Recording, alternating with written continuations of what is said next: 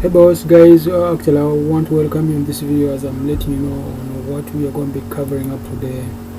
Mainly in this video I'm going to be illustrating for you the most other advanced features and databases I came up with in this system today. I want to show you the chain, how the things work and all how the things moves and where the things needs real guidance and things like that. Now most of the things are done, but I'm going to walk with you today and show you how the things work, and you see how your system tends to behave corresponding with what you saw last time. Now I'm just going to log into here and try to show you this very fast. Not going to take a lot of time today. I'm just going to use 3 minutes to make sure we are done. So I won't time myself very well, but 3 minutes time I'm done with the explanation. Now this is it. I'm just going to walk with you, register, maybe give any client. This is it. This part you can play up with. You can, if you try to edit up, it generates for you the complete given scenario. This is workers. When you come in here you can even edit up a given work. You can add this worker to the system. You can happen to add, update. This work is called Good David Brian. You can actually update, you can do what, there are many things you can actually do with it. You can even update the date of birth. You get, so it is kind of a very nice system. See, when you do that, updates it. It's very nice and very simple to use, and it's very portable to use. And I think you have seen after doing that one does all those scenarios. You can print. I don't want to take a lot of time there because I want you to learn. I'll use 3 minutes for this video.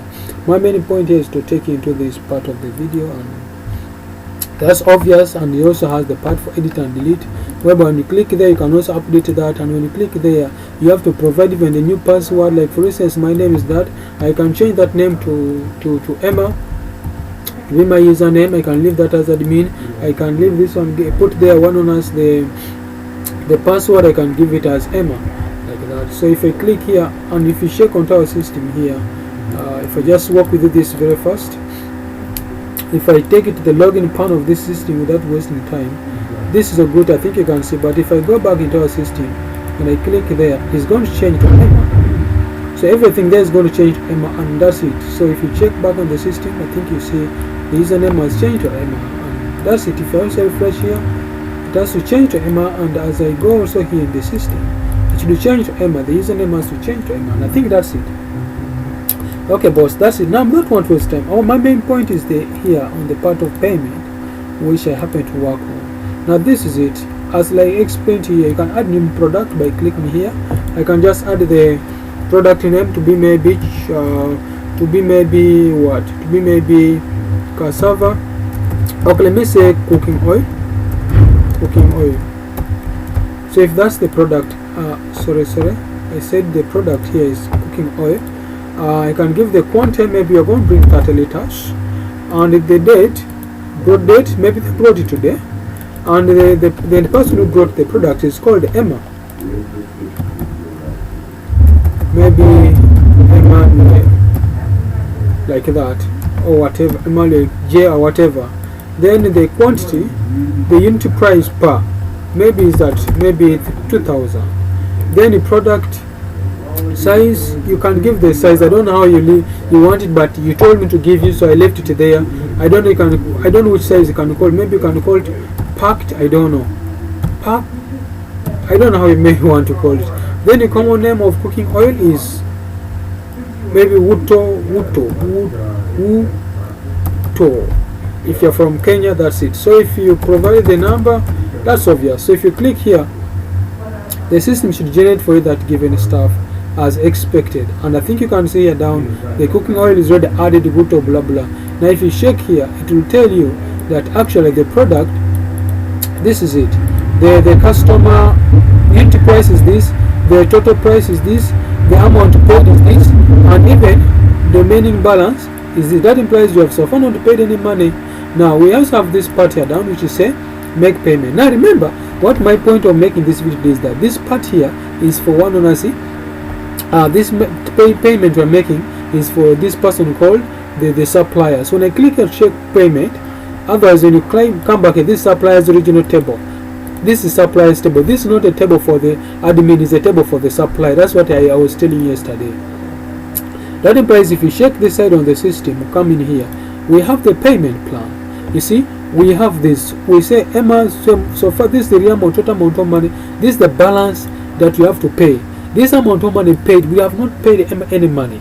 You see, and also if you cross check down here, this is the real process how the system works, and even the system prints for us all that thing in the best organized way. That's why I like this approach. It's very organized. So there's no way a client can say you have lied. There's no way. You see, there's no way a client can say maybe you lied to him or whatever. You see, this whatever, this is the product the supplier apply it to us. The name of that person is MJ. This the summary, like the supplier MJ product summary. This is the product summary. This manually payment summary. You see, now so far we have not paid him any money. That's what you see in the system. So how do you track that? We can give that chance within 1 second. Let me do that very fast. If you check back down on our system here, we can make some payment for Emma. Like for instance, this is the real actual amount of money Emma has to be paid.